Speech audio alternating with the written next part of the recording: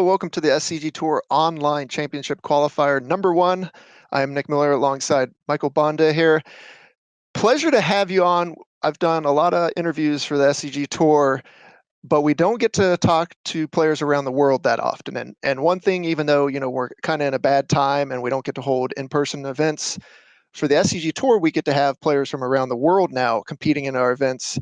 And it's a pleasure to have you on. How are you doing? Thank you so much, and it's a pleasure to be here, and I'm doing kind of great, actually. Thank you very much. Now, one thing that I love about this event is when you saw the announcement for the SCGTour Online come up, you mentioned how you wanted to be the first European player to win an Open and qualify for this event.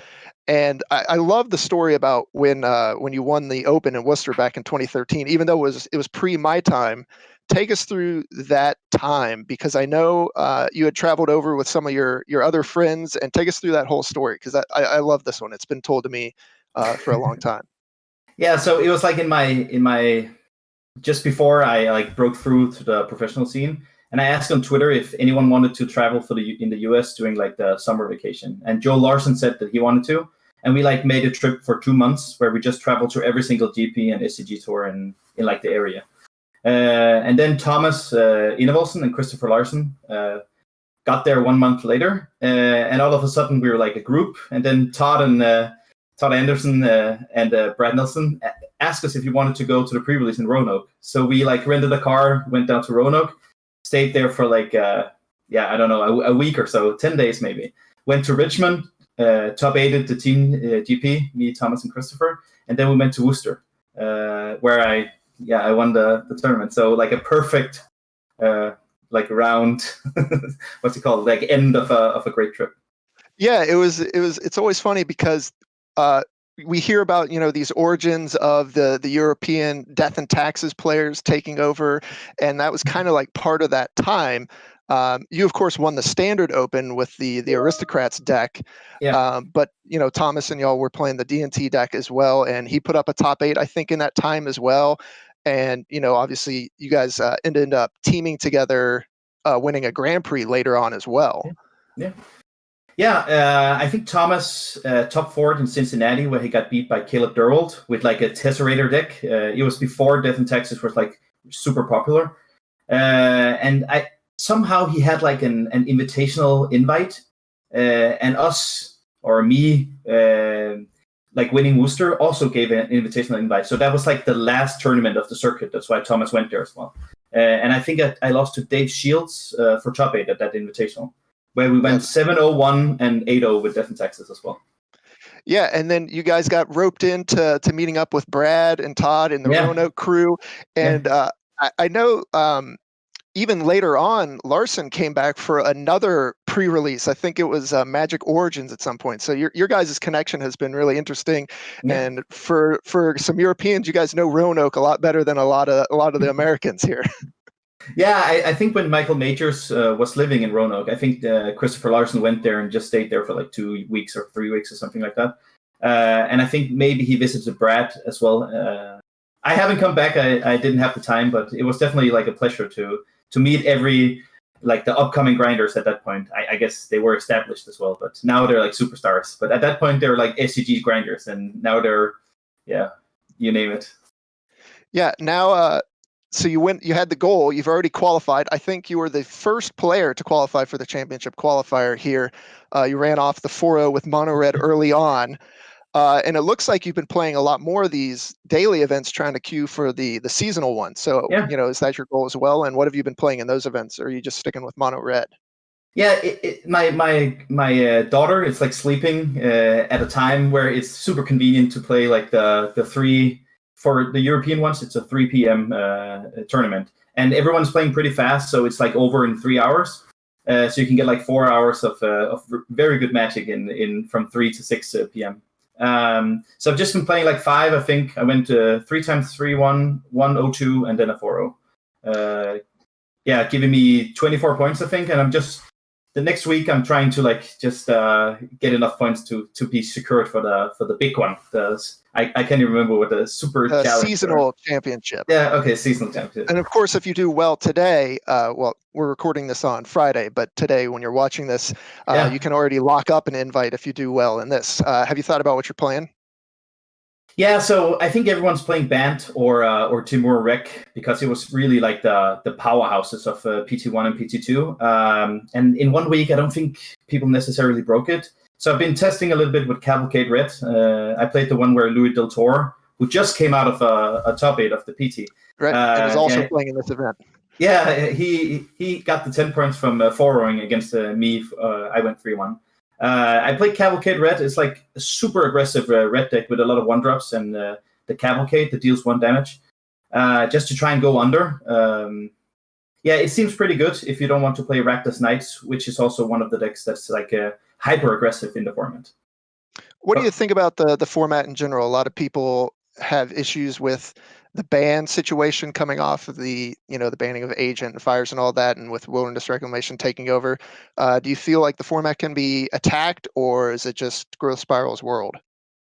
Well, I know a lot of people like on Twitter always like barraging people who say that the format can be attacked. Andrew Ellenberg said like everyone thinks they beat Rec, so let them come.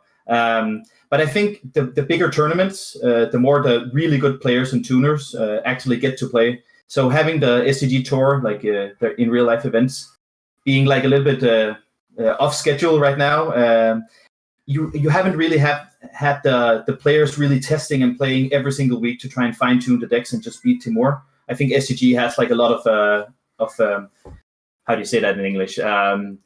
They have a lot of credit to evolve the metagame because it's not always the same. They try to like beat each other each week because it's they have something to play for. But only playing Magic Online, you don't really see. You just see the established metagame and not really anyone attacking it. So I think it is attackable, but people just don't put in the time because there's not really a big tournament. You have a handful of top finishes as of late. You had about 4 or 5 Grand Prix top 8s. You had the Mythic Championship top 8, which kind of puts you into GIF history. Yes. What's it feel like getting to live on with that celebration and just every couple of weeks or whatever you'll scroll through Twitter and just see it and just be reminded of that? Yeah, I'm what someone will call the boomer generation. I'm like 33, so I was not quite sure what a GIF was. I think I've probably like sent a GIF like a couple of times in my life. So when this was like blowing up and everyone was like retweeting, I was like, wow, okay, this is a thing. This is definitely a thing. But I didn't even know that what it was gonna happen. It was just me and like really having a great time. I also think I have a picture when I won on the SCG on my Facebook where I'm just like super hyped, and yeah, I just tend to be super excited when I do well because it's like it's all the emotion that just runs out of my body. So it's pretty nice that it lives on, and I'm actually kind of happy about it. Like it's nice to see that people find joy in the celebration. Yeah, and playing online, I have to imagine, allows people to be a little more energetic, and celebrate a little more vocally than I think in most Magic tournaments. yeah, that is true. That is true. Question here. This is a little trivia. I want to see if you can figure this one out. You were obviously the first European to win a SCGTour event. Can you name the second one? Yes, I think I can. It's a Swedish one. No, was he the second one? I know there's at least 2 Europeans who won. There's Mark Koenig. There you go. That's the one I was thinking of. Yeah, and then there's a different Texas player as well. He's a Swedish one. He's friends with all the good Sweden. What is his name? Wow, Per Nyström. He won with Death in Texas as well.